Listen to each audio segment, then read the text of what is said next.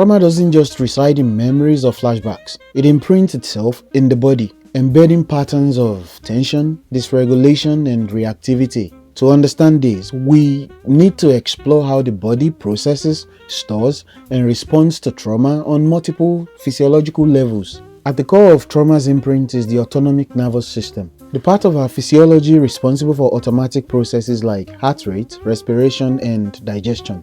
It governs our survival responses through two primary branches: the sympathetic nervous system, associated with fight or flight, and the parasympathetic nervous system, associated with rest and digest.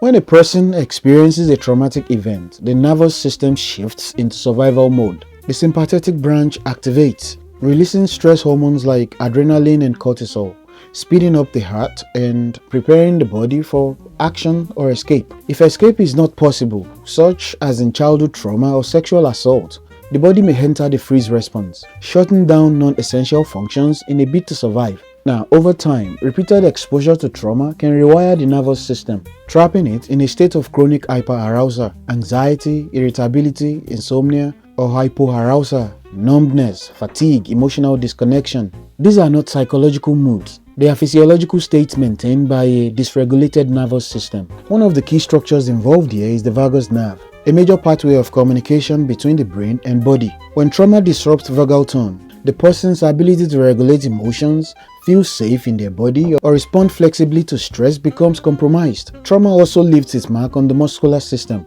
When faced with threat, muscles contract to shield vital organs or prepare for impact. In unresolved trauma, those contractions can persist indefinitely, even when no threat is present. Over time, this manifests as chronic neck pain, lower back tension, jaw tightness, or headaches, symptoms often mistaken for purely physical issues. Breathing patterns are another key site of trauma storage. In a calm state, breathing is deep, rhythmic, and centered in the diaphragm. In trauma, breathing becomes shallow, rapid, or even held, a reflexive attempt to minimize detection or emotional overwhelm.